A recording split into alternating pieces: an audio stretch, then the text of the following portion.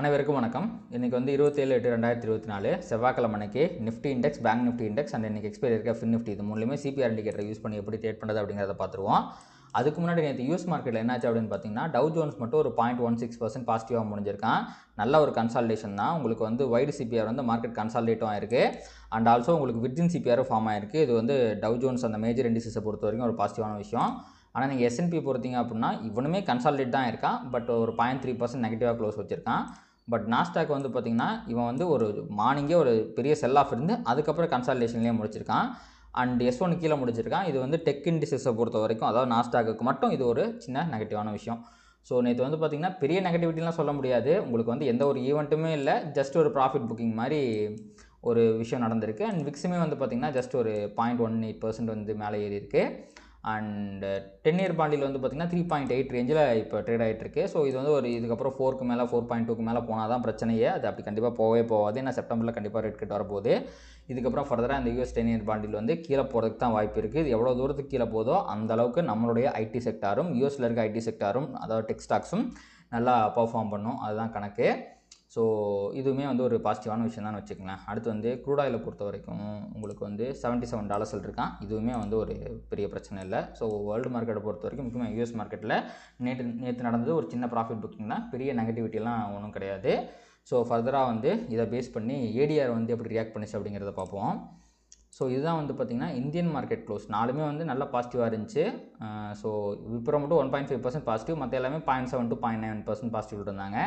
அதுவே நீங்கள் ஏடிஆரில் போகும்போது உங்களுக்கு வந்து இன்ஃபோசிஸ் 0.24 தான், ஐசிஐசி 0.24 தான், இன்ஃபோசிஸ் 0.45 தான், HDFC பேங்க் 0.48 தான், விப்ரோ மட்டும் நியர்லி 1% பாசிட்டிவில் முடிஞ்சிருந்தான். ஸோ கம்பேர்ட் டு இந்தியா அங்கே எல்லா இண்டிசஸுமே வந்து பார்த்திங்கன்னா கொஞ்சம் கம்மியான பாசிட்டிவிட்டியில் முடிஞ்சிருக்கு.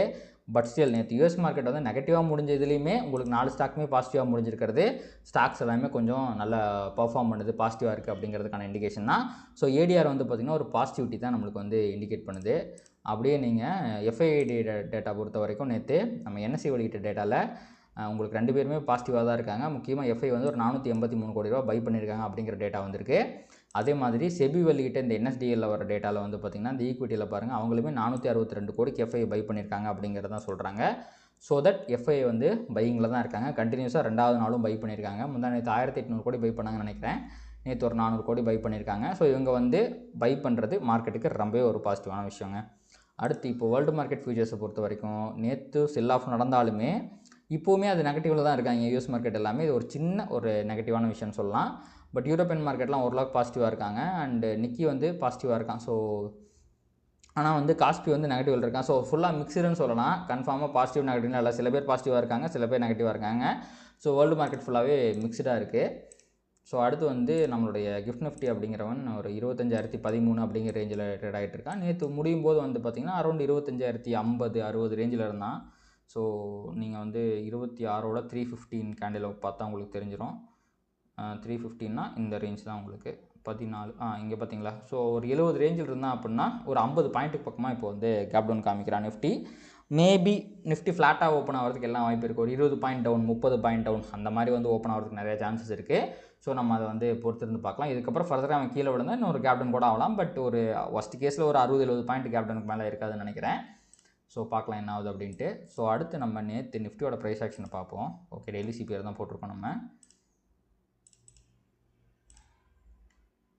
நேற்று நிஃப்டியில் மிகப்பெரிய ஒரு ரேலி இருந்துச்சு. உங்களுக்கு வந்து நேரோ சிபிஆர் ஃபார்ம் ஆகி மார்க்கெட் ரெண்டும் ஆயிடுச்சு. உங்களுக்கு R4க்கு மேலே க்ளோஸ் வச்சுருக்கான். ஸோ பயங்கரமான புல்லிஷாக இருக்குது. ஸோ இன்னைக்கு கண்டிப்பாக வைடு சிபிஆர் தான் வந்திருக்கும். வைடு சிபிஆர்னா கன்சால்டேஷன் டே. ஓகேங்களா. ப்ரைஸ் மேலே போனாலும் கீழே வந்துடும், கீழே போனாலும் மேலே போயிடும். ஸோ பெரிய ட்ரெண்டிங் எதிர்பார்க்க முடியாது. And S1 reversal is high probable trade எழுதி வச்சிடலாம் நம்ம. அண்ட் விர்ஜின் சிபிஆரும் இருக்குது. இன்கேஸ் ஒஸ்ட் கேஸில் மிகப்பெரிய ஃபால் வந்துச்சுன்னா உங்களுக்கு இதை தாண்டதெல்லாம் ரொம்ப கஷ்டம். இந்த லைன் இருக்குது பார்த்தீங்களா, இந்த ரெசிஸ்டன்ஸ் லைன் இது நான் முன்னாடி போட்டு வச்சுருந்தேன். அதை தாண்டி போயிட்டான். ஸோ இந்த 880 தாண்டதெல்லாம் ரொம்ப பெரிய விஷயம், கஷ்டமான விஷயம், அதெல்லாம் போகாது. பட் இன்கேஸ் போனாலுமே உங்களுக்கு விர்ஜின் சிபிஆர் ரிவர்சல்ங்கிறது ஒரு ஹை ப்ராபபிள் ட்ரேடாக இருக்கும். அஃப்கோர்ஸ் அசெண்டிங் சிபிஆர் அப்படிங்கிறதுனால S2 ரிவர்சலுமே ஹை ப்ராபபிள் ட்ரேடாக இருக்கும்.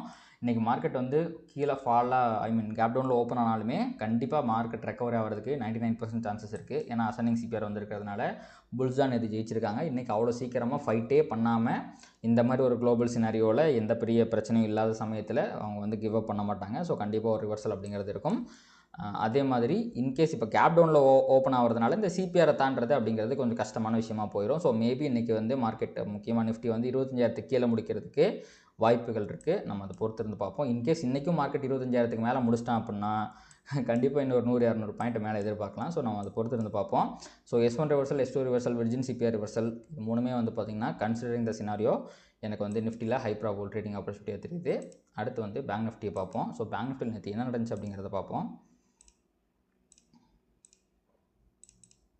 எஸ், நேற்று பேங்க் நிஃப்டிலையுமே விர்ஜின் சிபிஆர் அப்படிங்கிறது ஃபார்ம் ஆகிருக்கு. ப்ரைஸ் R1க்கு மேலே க்ளோஸ் வச்சிருக்கு. இது ரெண்டுமே வந்து பாசிட்டிவான விஷயம் தான். நிஃப்டி அளவுக்கு பேங்க் நிஃப்டி புல்லிஷாக இல்லை அப்படின்னாலுமே R1க்கு மேலே க்ளோஸ் வச்சுருக்கிறது ஒரு பெரிய புல்லிஷ்னஸ் தான். அதையும் நம்ம கன்சிடர் பண்ணணும். ஸோ இப்போதைக்கு வந்து பார்த்திங்கன்னா இப்போது நிஃப்டி வந்து ஒரு 50 பாயிண்ட் கேப் டவுன் ஆகுதுன்னா பேங்க் நிஃப்டி ஒரு 100 பாயிண்ட் கேப் டவுன் ஆகிறதுக்கு வாய்ப்பு இருக்குது. ஸோ அரௌண்ட் 51,060 இந்த ரேஞ்சில் ஓப்பன் ஆகிறதுக்கு வாய்ப்பு இருக்குது. அண்ட் 51,000 அப்படிங்கிறது பேங்க் நிஃப்டிக்கு மிகப்பெரிய சப்போர்ட்டாக இருக்கும், சைக்காலஜிக்கல் சப்போர்ட்டாக இருக்கும் அது.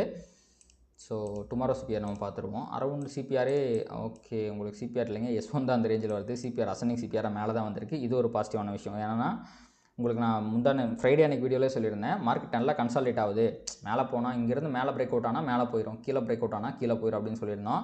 மேலே பிரேக் அவுட் ஆகிருக்கு, ஆனால் ஒரு கன்வின்சிங்கான பிரேக் அவுட் ஆகலை. நீங்கள் டெய்லி டைம் ஃப்ரேமில் பார்த்தா உங்களுக்கு தெரியும், உங்களுக்கு வந்து சட்டு டொங்கன் போல் இருக்கிறான் அப்படிங்கிற மாதிரி இங்கே பாருங்க மிகப்பெரிய விக்கோட க்ளோஸ் வச்சுருக்கான். ஸோ இந்த விக்கு தான் ஒரே ஒரு டிஸ்டர்பிங் திங்.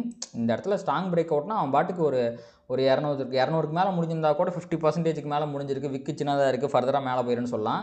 இந்த இடத்துல ஒரு வீக்னஸ் அப்படிங்கிறது தெரியுது. மேபி பேங்க் நிஃப்டி கன்சால்டேட் ஆகிறதுக்கு வாய்ப்பு இருக்குது இந்த இடத்துல. பட் பெரிய நெகட்டிவிட்டிலாம் ரொம்ப கஷ்டங்க. ஸோ நம்ம அதை வந்து பொறுத்திருந்து பார்ப்போம் என்ன ஆகுது அப்படிங்கிறத. ஸோ இன்றைக்கி பேங்க் நிஃப்டியை பொறுத்த வரைக்கும் ஹை ப்ராபபிள் ட்ரேட் அப்படிங்கிறது ஆல்ரெடி சொன்ன மாதிரி தான். உங்களுக்கு S1 reversal, virgin CPR reversal இது ரெண்டுமே ஹை ப்ராபபிள் ட்ரேட் தான் கன்சிடரிங் த அசனிங் CPR scenario. And in case market மேலே போச்சுன்னா இங்கே S1லேருந்து மேலே போகுதுன்னா R1 அப்படிங்கிறது ஒரு ரெசிஸ்டன்ஸாக இருக்கும். ஸோ R1 ரிவர்சல் கூட நீங்கள் ட்ரை பண்ணி பார்க்கலாம். பட் அது லோ ப்ராபபிள் ட்ரேட் தான். ஏன்னா இன்றைக்கி அசனிங் சிபிஆராக இருக்குது, R1 பிரேக் பண்ணால் ஃபர்தராக மேலே போகிறதுக்கு வாய்ப்பு இருக்குது. அண்ட் மார்க்கெட்டுமே வந்து பார்த்திங்கன்னா ஒரு கன்சால்டேஷன்லேருந்து திருப்பி மேலே வந்திருக்கு. ஸோ பார்க்கலாம் எப்படி ரியாக்ட் பண்ணுது அப்படின்ட்டு. மார்க்கெட் பை அண்ட் டிப்பில் தாங்க இருக்குது. கன்ஃபார்மாக ஃபால் வந்தால் மேலே போயிடும், நிஃப்டிலையும் சரி பேங்க் நிஃப்டிலையும் சரி. அதனால் பெரிய ஃபால் வந்துடும் அப்படிங்கிறத நம்ம பயப்பட தேவையில்லை. ஸோ இதுதாங்க இப்போதைக்கு சினாரியோ தான். மேலே பெருசாக போகிறதுக்கான வாய்ப்புகள் கொஞ்சம் குறைவாக தெரியுது நிஃப்டியில். ஆனால் பேங்க் நிஃப்டிக்கு உங்களுக்கு மேலே போகிறதுக்கு ஸ்பேஸ் இருக்குது. ஏன்னா நிஃப்டி இப்போ ஆல் டைம் ஹையில் இருக்குது, ஆனால் பேங்க் நிஃப்டியோட ஆல் டைம் ஹை எங்கேயோ தொலைதூரத்தில் இருக்குது. ஸோ பேங்க் நிஃப்டி இன்னும் மேலே மூவ் ஆகிறதுக்கு ஸ்பேஸ் இருக்குது, நிஃப்டிக்கு அது இல்லை. So in case bank Nifty trend ஆகிறது கூட வாய்ப்பு இருக்குது இன்றைக்கி. பட் நிஃப்டியால் ட்ரெண்ட் ஆக முடியாது. ஏன்னா நிஃப்டிக்கு வைடு சிபிஆர், பேங்க் நிஃப்டிக்கு வந்து பார்த்திங்கன்னா மீடியம் நேரோ சிபிஆருங்கிற மாதிரி, மீடியம் சிபிஆர்னு சொல்லலாம், நேரோ சிபிஆர் இல்லை மீடியம் சிபிஆர் வந்திருக்கு. ஸோ இதுதான் வந்து பார்த்திங்கன்னா நல்லா வரும். அண்ட் ஃபின் நிஃப்டியை பொறுத்த வரைக்கும் உங்களுக்கு வந்து compare to bank Nifty, fin Nifty இன்னும் கொஞ்சமே பாசிட்டிவாக இருக்கான். வந்த சிபிஆர் டிஸ்டன்ஸே பார்த்தா உங்களுக்கு தெரியும் ரொம்ப மேலே வந்திருக்கு. ஸோ நம்ம பேங்க் நிஃப்டிக்கு சொன்ன சேம் சினாரியோ தாங்க. உங்களுக்கு S1 reversal is high probable trade, அதுவும் விட்டுச்சு அப்படின்னா virgin CPR reversal is high probable trade. இது ரெண்டுமே வந்து பார்த்திங்கன்னா ஃபின் நிஃப்டியை பொறுத்த வரைக்கும் high probable trade. R1 trending is also possible.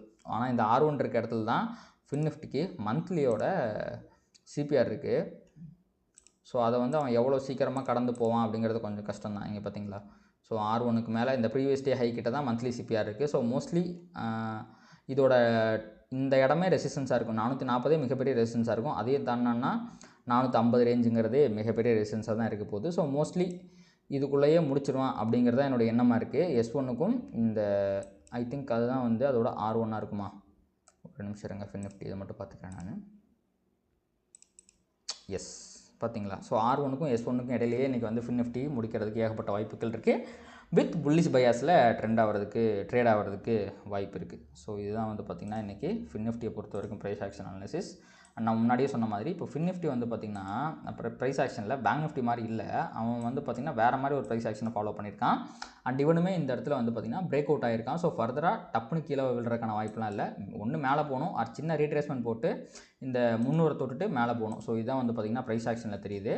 And bank Nifty நம்ம முன்னாடியே சொன்ன மாதிரி நேற்று நடந்த ப்ரைஸ் ஆக்ஷன் அவ்வளோ கன்வின்சிங்காக இல்லை. மேபி இன்றைக்கி சின்னதாக கீழே போயிட்டு அதுக்கப்புறமும் மேலே போகிறதுக்கு தான் வாய்ப்பு இருக்குது. அண்ட் நிஃப்டியுமே செமையான பிரேக் அவுட் ஆகிருக்கு. ஸோ ஃபர்தராக மேலே போகிறதுக்கு தான் வாய்ப்பு இருக்குது. மேபி இப்படி இங்கே வந்து தொட்டுட்டு மேலே போகலாம். ஸோ இதுதான் வந்து பார்த்திங்கன்னா நிஃப்டியில் இருக்கிற ப்ரைஸ் ஆக்ஷனும். ஸோ எல்லாமே வந்து பார்த்திங்கன்னா மேபி S1 கிட்டே வந்து ரிவர்ஸ் ஆகலாம், ஆர் விர்ஜின் சிபிஆர் தொட்டுட்டு ரிவர்ஸ் ஆகலாம் அப்படிங்கிற மாதிரி பேட்டர்ன் தான் வந்து இன்றைக்கி எல்லா இண்டிசஸுமே காட்டுது. ஸோ நம்ம என்ன நடக்குது அப்படிங்கிறத வந்து பொறுத்திருந்து பார்ப்போம். ஸோ கண்டிப்பாக இந்த வீடியோ உங்களுக்கு யூஸ்ஃபுல்லாக இருக்கும் அப்படின்னு நான் நம்புறேன். இந்த வீடியோ உங்களுக்கு பிடிச்சிருந்துச்சுன்னா அதை லைக் பண்ணுங்கள், கமெண்ட் பண்ணுங்கள், ட்ரேட் பண்ணுற மற்ற நண்பர்களுக்கு ஷேர் பண்ணுங்கள். அது யூடியூப் அல்காரிதம் ட்ரிகர் பண்ணி நம்ம நிறையா பார்வையாளர் நம்ம சேனலுக்கு கொண்டு வந்து சேர்க்கும். நன்றி.